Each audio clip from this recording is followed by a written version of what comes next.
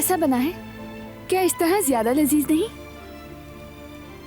इसके जायके में कुछ ज्यादा फर्क नहीं है। क्या तुम सीरियस हो? कैसे फर्क नहीं है? प्याज से हर खाने में लज्जत आती है।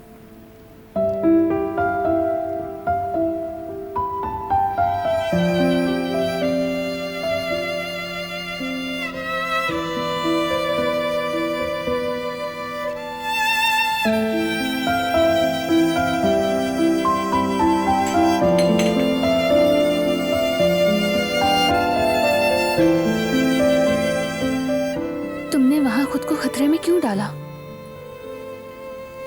अगर इतना ही खतरा था तो औकान का इंतजार करते। तुम वहां क्यों आई थी? तुम्हें वहां से दूर जाने का कहा था ना? कहा था कि वहां मत आना।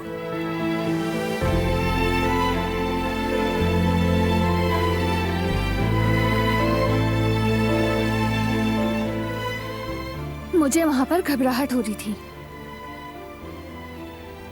किस लिए? तुम मेरे सवाल का जवाब किस लिए नहीं देते? मुझे लगा था कुछ करने की जरूरत है, किसी का इंतजार किए बगैर।